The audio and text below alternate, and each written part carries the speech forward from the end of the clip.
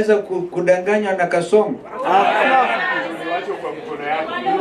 Si aliita baba mganga, akamwita mchawi, akamwita mtu akitendawili. Kuna majina hakuitwa.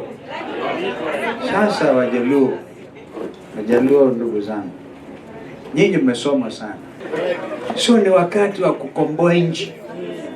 Kama nyinyi mulipenda baba, hamna budi bila kujitokeza kila mmoja wenu aokoe Kenya hii. Mimi nilijaribu jinsi nilivyoweza ili baba awe rais, because niliamini sera zake, niliamini kabisa, na niliona tukiibiwa 2013. Hata wakati huo tulikuwa na code, ndugu Weta alikuwa na sisi, tulikuwa napigwa tear gas pale university. University way. Hata nikasahau kofia ya wiper hapo, kabaki chini. Mpaka Ruto ananichekelea, Vice President mzima anakalia lami, yeye wakati wake kukaa kwa lami inakaribia.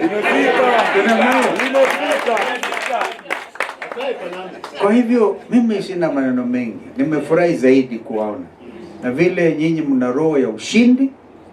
Nataka niwahakikishieni, mimi kwa roho yangu, ile miaka 15 tuliubiwa kura na Raila, mimi itasimama na nyinyi kabisa. Bora nyinyi na nyinyi msimame na mimi. Sijui kama mtaanzisha operation rudisha mkono, sijui mtafanya